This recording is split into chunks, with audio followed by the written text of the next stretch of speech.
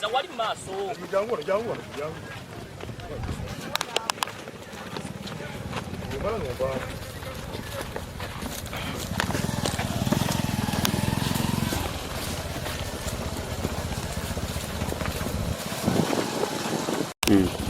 Munafunu adayamba kubanya kuba bibanja. Aye yafude mu mbere takola ki? Tategerekeka.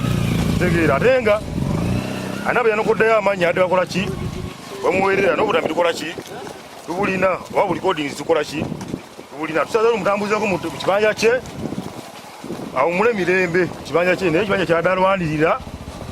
Tusobeza okuba nti yakoze eki? Mujeno. Ekimusizza. Tegera.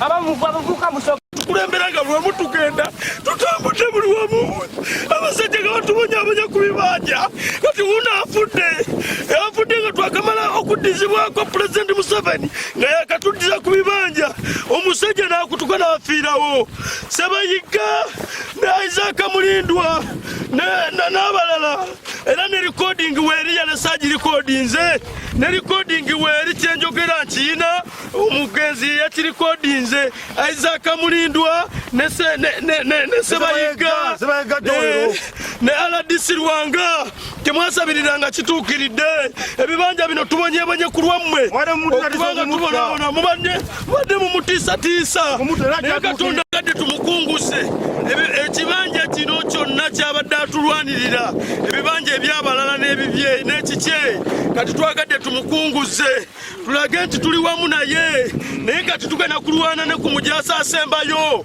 tuli wa Pulezidenti Museveni ye yatuzza na ku bibanja byaffe naye kati omusajja alaga nti kati tufa mpola bannange mutuyambe tufa kimugunyu twagadde tumukunguse ku bibanja bino bye mulaba bino tubadde twakaddizibwako munaku 2 n'afa okitegeera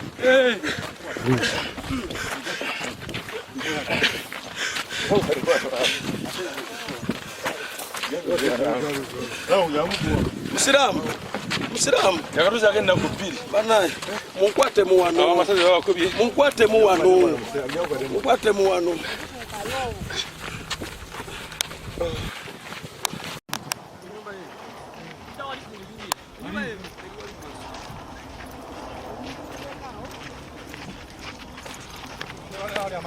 Nange baganda bange twesabire tumutwala ku nyumba ye yayibwa yene tayina kuwumula kulifa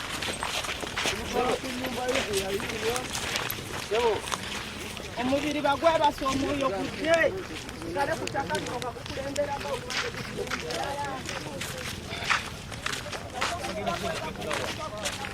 webityo rest in peace Sebunya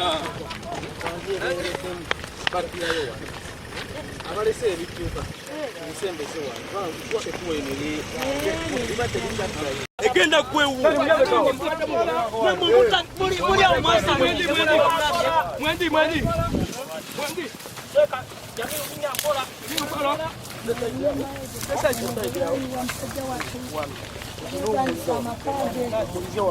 Mugari bakage kola bakano kola mujusa tunengu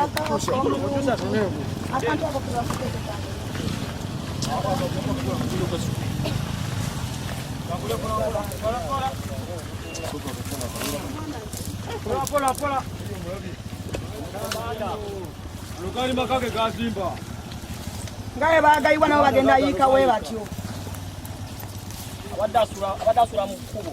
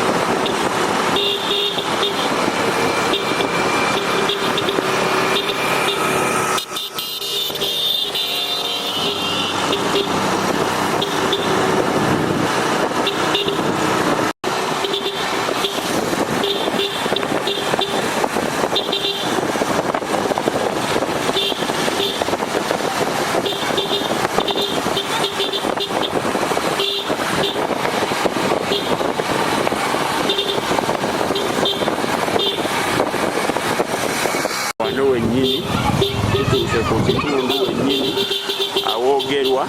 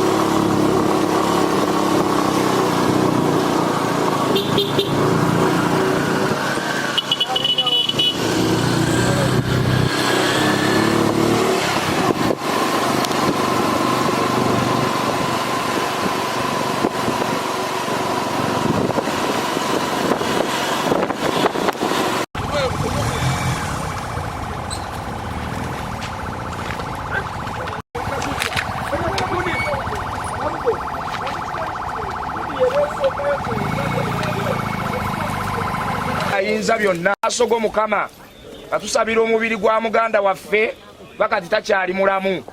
Mukama yaniriza omwoyo gwe mu bulambulukufu era gwe wenna omusaasira ebyo byonna ebyamusobako.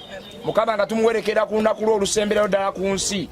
Katonda ayinza byonna, tugumye emitima, kimanyi abasinga tuli banakuwavu, naye era oyongere okutugumiikiriza. Mukama otukyuse emitima gyaffe, kubanga ku lunaku luli olw'omusango buli muntu agenda kuwa embalirira y'obulamu bwe nga nze Lawrence Mpima Kisakye Sekuritale ku lwa mwami abavuka mujje tugire gende wali wa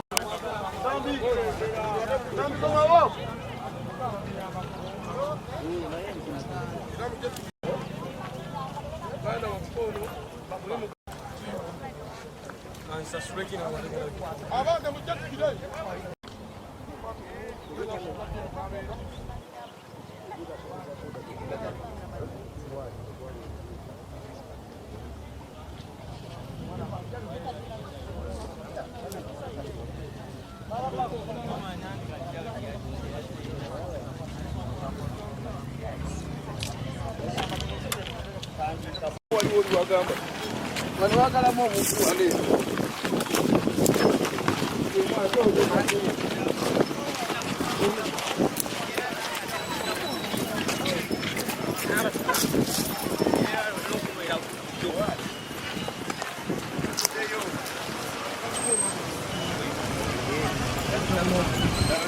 Bala.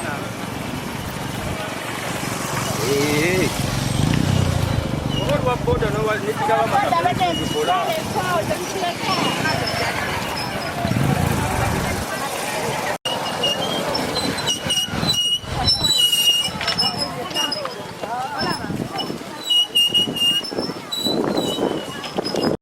Yana wafajaganda.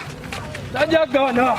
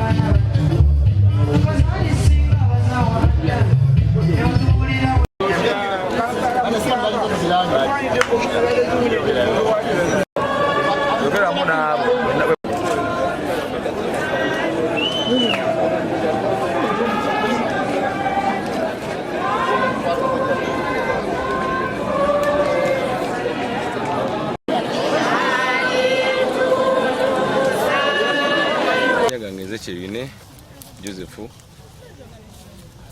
tuli mukulwana n'ettaka lino Makena wali atulwanisa era nga atugobaganya eno embeera yakatuuka w'essaawa zino ennaku nga ziizo mabega President Museveni nga atudde ku bibanja byaffe tufiiriddwa omusajja omulwanyi waffe omu abadde batulwanirira Ssebunya yatomeddwa mu ngeri y'ekigenderere tuli mu nnyiike ng'abatuuze b'ejjagala mu ggombolola y'Egombe mu Wakiso District era ffe abasigadde abakyali abalamu twekubira omulanga bannaye twetaaga buyambi obw'amaanyi tugenda kufa ffenna tuggwewo tusaba kuyambibwa tujje nga balabe ekibanja kino kyonna bwe kitambula omugenzi ennyumba yeno gye bamenye era wetumumwezizzaawo abadde asula mu kkubo mutuyambeko ekikwatako bwenna Human Rights President Museveni Mama Nabanja n'abasigadde mwenna mujje muve mutwanirire Jagala Egombe mu Wakiso District.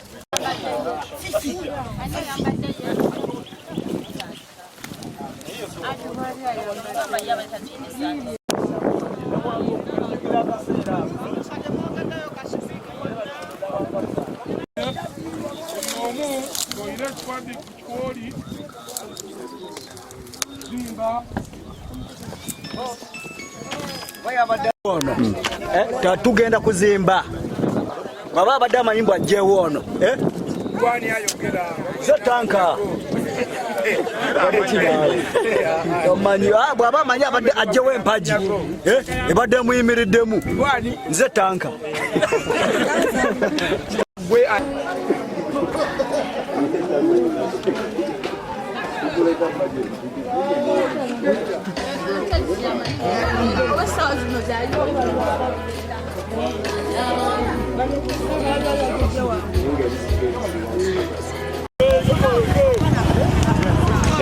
wasooka tumalituite tugenda kuyita eri eddoboozi Charles Bukenya omutuuze w'ejjagala Gombe Division Nassau Municipality Wakiso District twanyoleddwa nnyo okuvibwako okufa kwa muganda waffe Ssebunya Rahmat Kabiba kyatukubenye ekyokwe yafunye accident ejjagala awo nga oyingira Kavule yafunye accident sinotraka yamukonye natuvaako ku maaso era tuli mu nteekateeka ezimuwerekera naye twebaza nnyo byonna byabadde akola abadde musajja mulwanyi Namige naye omwoyo gw'omugenzi Omukama agulamuza ekisa ttaka lyabadde alwana era nga alwanira babibanja abadde musajja yeewaayo okulwanira b'ebibanja abadde nga bannannyini ttaka bagugulana kuli mwami Isaac Mulindwa ne Aliet Kadiza ne Nantaja Aliet balwanagana nga bo bannannyini ttaka nga bagubako ab'ebibanja naye alwana ennyo n'atuuka ne wa pulezidenti akabuliriza bibanja ku bibanja byabwe era mu ntambi bwe yasembyeyo okwogera yagambye bwe ndiba nfudde nfiiridde babibanja abasoba mu 15 so twebaza nnyo Pulezidenti Museveni okuzzaako abantu ku bibanja byabwe nange neewuunyiza tandise nazewulire era nange nakyewuunyiza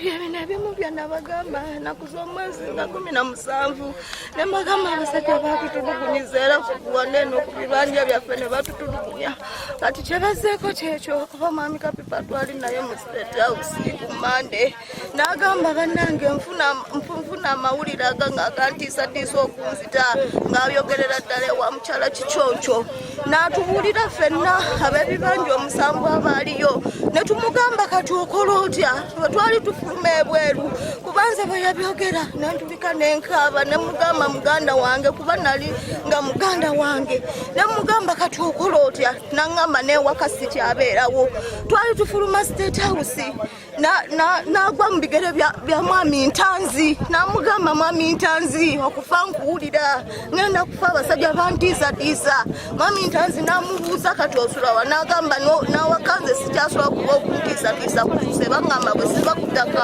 ŋŋenda kufa ne twawukaniraawo era ekyazeeko kubuulira nti afudde naye maama tuli bubi.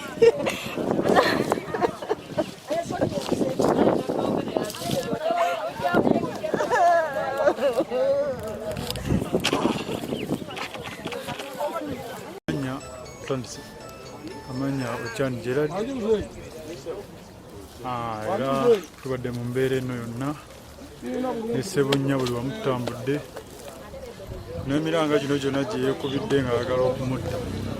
Tulimu ndowooza babiri ne mugundi eyo gye twasindika tulimu babiri ng'alina okututta, naye kasooli talowooza nti akimaliriza. Tugenda kulwana paka wanaatumalawo kale obumazi emyaka gyonna tubaddewo. Kati yazza obuzi bw'abanga akisuubira nti naagenda kutumalawo kale atumalewo naye mugenda tusanga wano nga ffena tufiiridde wano ewaffe. Ebyange amannya nze Kasujja Ivani, omutuuze w'ejjagala eno era munnange muganda wange Sebunya Rahmat Kapipa yalayira okufa naye ng'afiiridde ku mazima ag'okumalawo omubbi oyo waggulu Mulindwa Isaac oyo alemera ku kibanja kye, era n'akamu ku katambi ke yasembayo okukola ng'alaga omwami Sebayiga nga bw'agenda okumutta. Sebayiga oyo yamweyimbamu ebbanga ddene ng'agamba ye Salehe yamusindika wano, kye tutamanyi oba kituufu oba kya bulyake oba kwonoona linnya lya muntu. Naye omwami oyo Sebayiga yayerimba ku musajja oyo paka era bwamumaziza omukka omusu, era mayiti eno tugyetooloza okugijja eri okugireeta wano tutuuse ku njuye paka tugenda omujja ntutwale mu nnyumba ye y'olubeerera. Era nga omwami bwe yalagira ssebo, omusajja oyo yakuuka ne ku maadi n'agenda mu State House, yatuuka ewa mukyala Kikyonjo n'amubuulira amazima nga bwe beeyamye okumutta nga baagala kumutta, n'amugamba maama baagala kunzita olukwe. Sebayiga yalulimu agamba mu mwami Salehe yamusindika ajja alondoola ensonga zino, era Sebayiga tetumanyi kituufu Salehe yamusindika oba mawulire ga bulimba, kyo tetukimanyi ge mazima. Naye era amaze n'amumaze omukka omusuuwuyo, amaze n'amutta. Era ne audio weeri gye yasembayo okwogera ng'alikodinga ng'eyogera ku muntu oyo omwami Sebayiga nga bwayagala okumutta, naye nga Sebayiga ye agamba. Era bwe twali wano madamu Kikyonjo bwasindika madamu Bakunzi Aneti alambula ebibanja byaffe era abirambula bulungi nnyo. Era bwe yamala okubirambula mwami Sebayiga yajja n'amubuuza guzenga n'agamba Salehe yakola ki, yamusindika. Kye tutamanyi oba kituufu oba yeerimbika mu linnya ly'oli. Omanyi abantu beerimbika mu mannya g'abantu okuwaayiriza ng'ate oluusi kituufu. Naye omwami Sebayiga oyo era amaze n'akituukiriza, wuuyo n'akatambi weekali omusajja oyo ng'ayogera Kapipa nga Sebayiga bw'ayagala okumutta. Abadde ava waggulu eyo ng'ajja wano ng'ajja kulima wali waggulu, kuba namugamba mbulooka bamaze okugasusulira mu galaba, ne mugamba jangu tulabe engeri tugenda tuzimbamu ennyumba. Bwe yabadde ajja n'atuuka wali waggulu ejjagala awo ng'agenda okuweta ku yadde kapikipiki sino tuwakadde veeno ng'ejja ne takisi ng'eva mabega. Era bw'atyo n'ava ku pikipiki adde ebbali ng'alaba sino tuwaka ejja nnyegera kubayingira bamalewo. Bwe yabadde ava ku pikipiki bw'atyo emmoloka eyavudde ne mabega yamuyingidde buyingizi n'emubba n'emutta. Twagezaako goba emmoloka eyo, omusajja yaddusizza emmoloka naye nga bwe tutuuka tumanyi ntuufu, naffe babitugambye tuli wala ne tugoba nga tetumanyi kituufu. Naye omugenzi agenza okufa oba kutuukawo bino byonna ng'ayina akatambi ke yalese ke yasembeyo okulikodinga ng'alaga Sebayiga nga bw'ayagala okumutta, ng'era agamba Sebayiga yamusindika. Sebayiga nga ye agamba mwami Salehe yamusindika okujja alondoola ensonga ze. Tutamanyi oba kituufu oba si kituufu. Twafiiriddwa omwami ono nga bwe yasazeewo okukola ekyo. Tusaba pulezidenti kuyambi omusajja atumalawo olw'ebibanja byaffe byatalinaako yadde ekiwandiiko yadde ekyapa, agenda weewerera omu ku omu watuza ku bibanja byaffe, naye omusajja agenda yeewerera omu ku omu. Ffe tusazeewo tugenda kudda ku bibanja byaffe, kale ffenna oba atumalewo ye awangula ensi eno agibeeremu obwomu. Ndayira okufa n'obutanya gwe tujja kuva ku bibanja byaffe, oba atumalawo atumalewo yasigale ku nsaagi kungula omwami oyo. Era omugenzi yaleka akatambi bulungi nga kalaga Sebayiga bw'ayagala okumutta era weekali. Kisache sekuritale w'ekyalo ky'Ejjagala lwa mwami Kusambiza Patrick munakuwavu nnyo era talina maanyi waali olw'okuviibwako muganda waffe era mukwano gwaffe abamu mwami waffe katufuuse bannamwandu. Kitalo nnyo, kitalo ddala bassebo ne bannyabo. Bassebo ne bannyabo ffenna ly'ekkubo twajja ku nsi nga tetwebuuzizza kwani ku Katonda. Era Katonda atutwala tatukoze eki talina gwe yeebuuzizzaako. Naye ffenna tuli banakuwavu kituufu tugume mu nnyiike naye Katonda yatwala era yagaba. Bassebo ne bannyabo ebigambo bibeerawo naye okufa kukola ki nako weekuli. Nsaba tusigale nga tuli bakkakkamu tuwerekere muganda waffe ffenna mu nnyiike gye tulina tuwerekere muganda waffe tumuziike ku lunaku lwe ng'embaga y'olwaleero olusemberayo ddala okumukubako eriiso ki evvannyuma babeera mu mirembe. Gwe kitakosezza osobola okufukamira ne tusaba essaala. Mufukamire.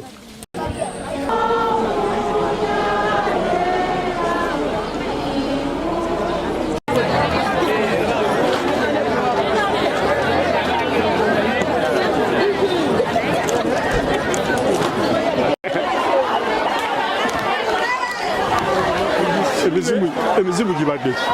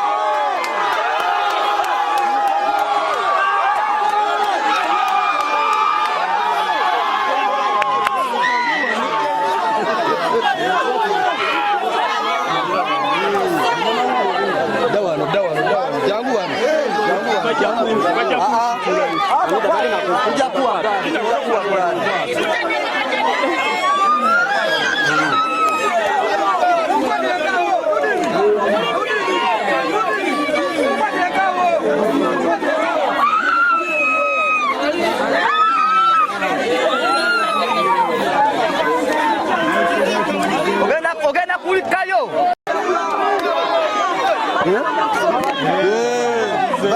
Vai. Chopora na grande de wano. Temugira nnyo, muwe gadi. Ono muwe gadi.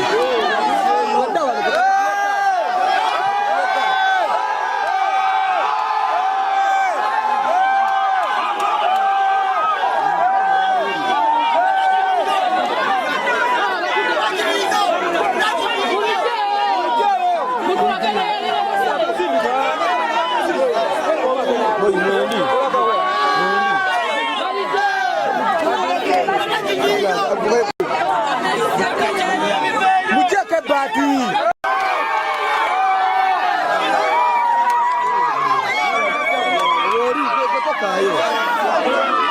Muleke.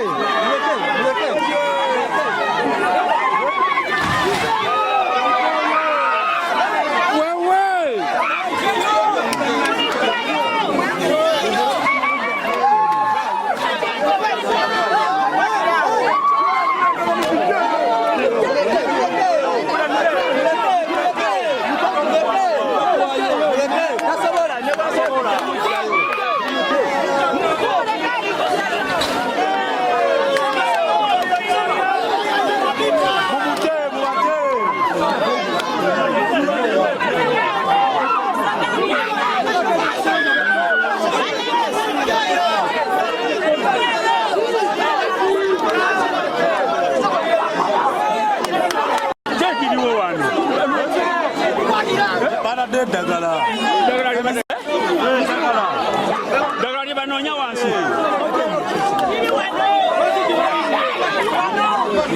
Dili midwe twego.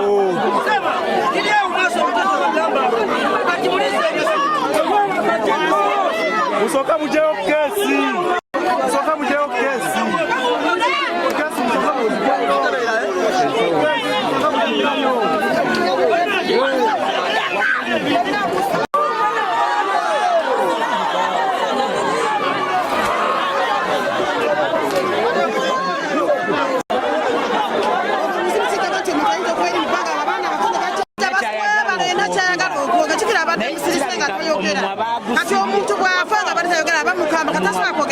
omumwa bagusibye kyaka bamutaddemu omusajja n'alinnya abantu basatu n'ava kwono ate nga abaana batono bajjayo eddagala ku malalo tekisoboka bakkirize abawoza muno seminti tagenda eddagala liveeyo kyeribi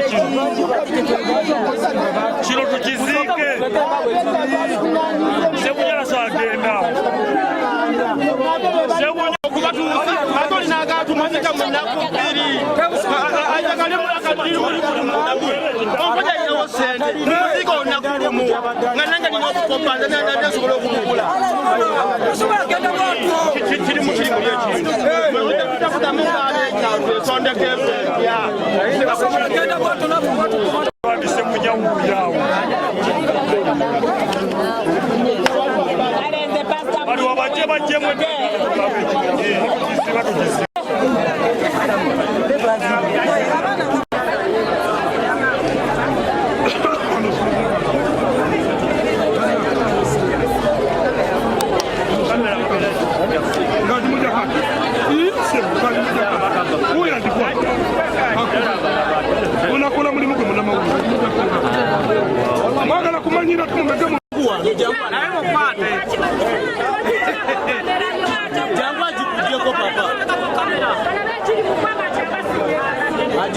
Tony mukwati.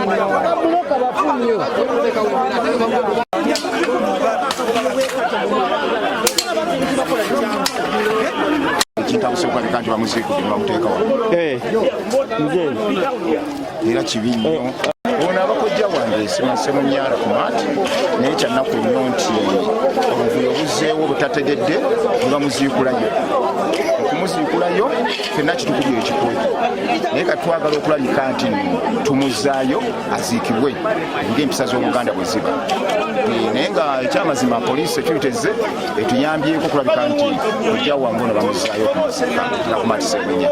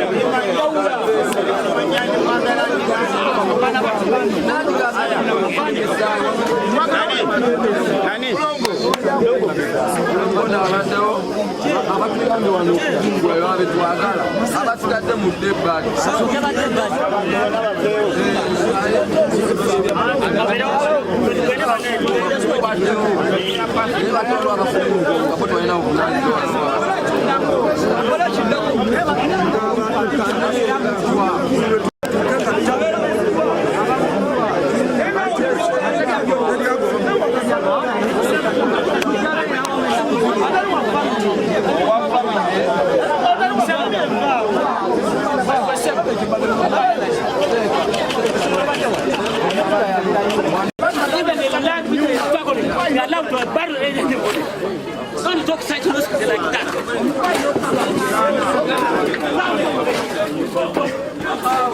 Hey, hello. Let the baba. Let the baba.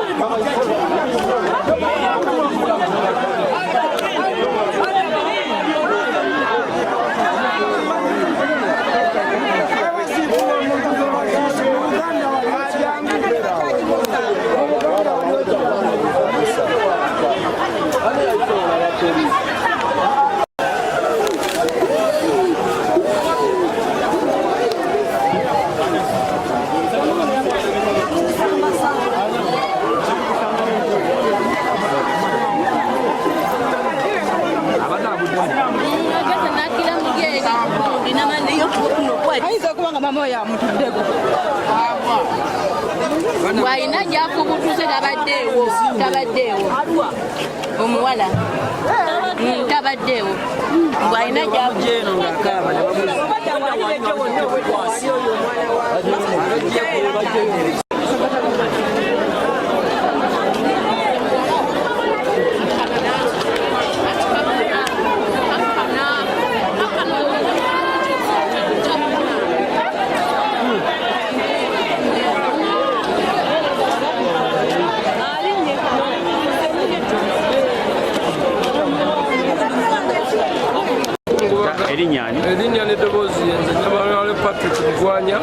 ssentebe w'ekibiina ekiri mu buyinza tusooka okukungubaga ennyo olw'omugole waffe yatuvuddeko abadde yalaba omusana Lagmat Kapipa nga yajoyininga ekibiina ky'NRM kyannaku nnyo ntalabye ku Pulezidenti Museveni 2026 enkololo ng'alayira naye tweyama olw'ekibiina ky'NRM nga mpita nga olw'okukiikirira mukama wange RDC wa Nansana Municipality wamu ne maama RDC w'e Wakiso nga nze mbakiikiridde mu kuwerekera muganda waffe ono tweyama ffe ab'ekibiina kiri mu buyinza eky'NRM okuweerera abaana ba Ssebunya paka lwe balimalako wamu n'okubudaabuda bannamwandu n'okulondoola ebintu bye byalese emyaka emitono nnyo. Awo nno we tugamba bannanga ba famire kitalo nnyo kitalo ddala era nga tubasaba abassebo ne bannyabo okukuuma emirembe muganda waffe yatuvuddeko mu kaseera akatono nnyo. Tubasaasidde nnyo tubasaasidde ddala mugumire ddala ku lwa mukama wange Justin Mbabazi ne ku lwa Lwanga RDC wa Nansana Municipality bamulekwa ku lunaku lw'Emmande ngenda batwala mu maofiisi omwo tulabe nga tukola ku nteekateeka z'okusoma mwenna bamulekwa ba Lagmat Kapipa. Kasujja wuuyaawo era ne ngamba ne Kasujja nga afudde era nze bwe mbadde mbika nze obwedda mbika Kasujja era nga bambuuza ani oyo nga tetumumanyi n'emmoloka gy'ovuga nga obwedda njogera kubangi manyi kati ate bwenzize tenendaba Ssebunya ate nga Ssebunya naye muntu waffe tubeera nnyo naye Kagule n'Ejjagala. Ekisinza okunnuma ku kufa kuno nti ono afudde mwana muto nnyo. Omanyi omulembe guno Ssaabasajja Kabaka yagukwasa abavubuka. Abavubuka baffe bwe bakula tufuna essuubi ly'amaanyi n'amaanyi mangi nga tubalaba bavaamu. Ate nze ndi muweereza wa bavubuka bempeerezaamu eggwanga lyonna. Kale ono Ssebunya ono afudde tanaweza myaka 35. Kitegeeza afudde mwana muki mwana muto. Kwe kunyoloke tulina kubanga agenze muto abaana bano bato n'okwezimba ng'omuvubuka abadde agezezzaako naye nga neera akyali muto okujja nga tetweteeseteese ne kutukwakkula nga bwe kwakkudde Ssebunya. Sitole bwe bagikunyumiza nze bagitegeezezza gy'olweggulo nga sitole tetegeerekeka naye yonna Katonda ateesa ebigambo gwe tubikwasa kubanga sitole yonna nga bwe yabaddewo nga toyinza gitegeera. Ate Katonda bw'aba ateesezza bannange okuva jjo nze mpulira ebigambo bingi nejjo bwe nabaddeko ekavulaawo nga ninako akafunda kange wentudde nina abasajja be nabaddemu nga balina obucupa obutonotono bwe buti babadde banywa naye nze nabadde neyange ey'amazzi eyalenze oli nze gye nabadde nayo. Abavubuka bali nga balina obucupa obutono nga balina sitole nnyingi nnyo ze boogera ku kufa kuno naye ffe ng'abaweereza era ng'abantu abakola emirimu egy'omu community tumanyi kye bayita human mortality. Human mortality nti ffenna within a second ng'omuntu azikidde. Egombanga naye bannange nze eryo kandimenye mbeegombye nange bwe ndifa abantu balibeera bwe batyo okujja okunziika negomba Ssebunya.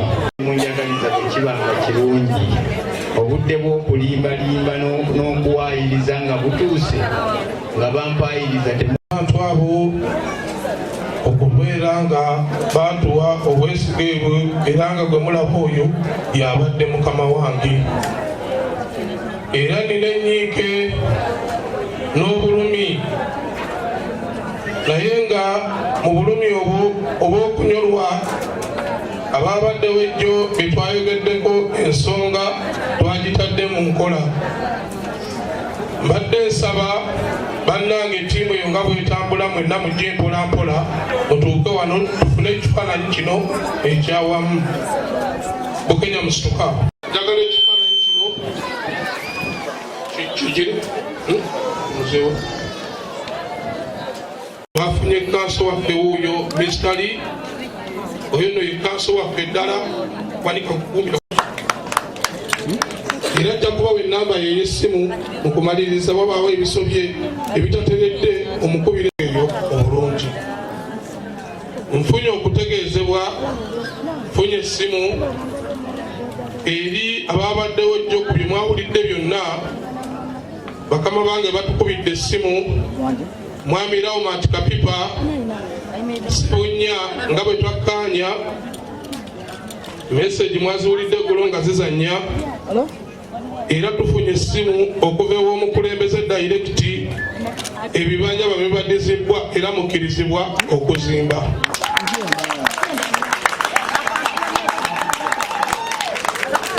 Buli omu bw'oli okkirizibwawo n'okuzimba, okkirizibwa okuzimba.